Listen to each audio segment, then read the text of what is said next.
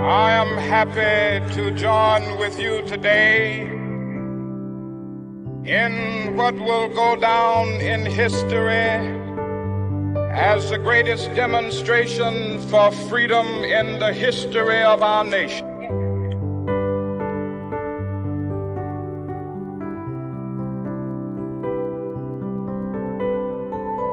Five score years ago,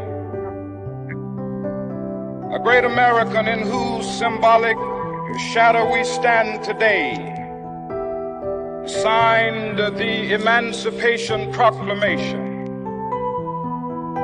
This momentous decree came as a great beacon light of hope to millions of Negro slaves who had been seared in the flames of withering injustice.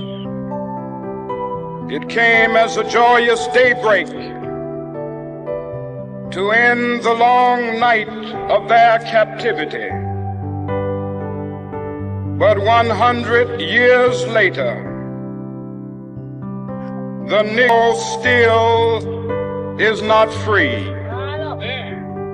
100 years later, the life of Negro is still sadly crippled by the manacles of segregation and the chains of discrimination. 100 years later, the Negro lives on a lonely island of poverty.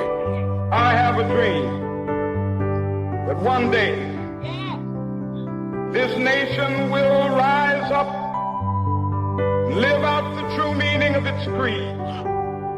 We hold these truths to be self-evident, that all men are created equal.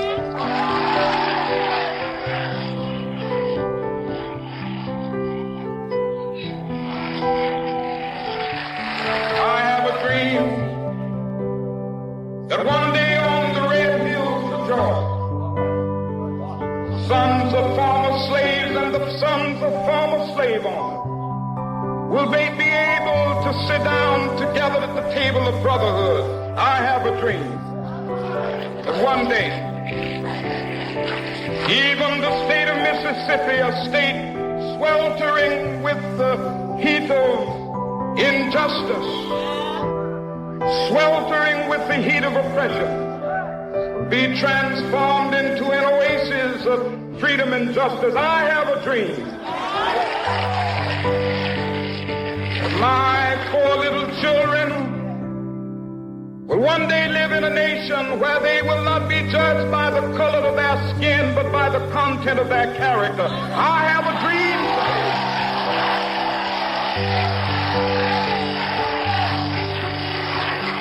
I have a dream that one day, down in Alabama, with its vicious racists, with its governor having his lips dripping with the words of interposition and nullification. One day right there in Alabama, little black boys and black girls will be able to join hands with little white boys and white girls as sisters and brothers. I have a dream today.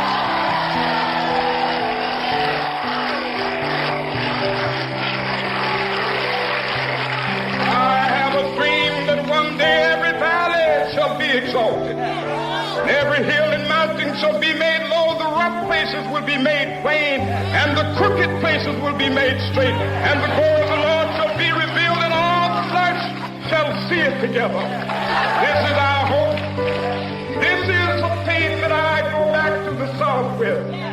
With this faith, we will be able to hew out of the mountain of despair a stone of hope. With this faith, we will be able to transform the jangling discords of our nation into a beautiful symphony of brotherhood. With this faith, we will be able to work together, to pray together, to struggle together, to go to jail together, to stand up for freedom together, knowing that we will be free one day.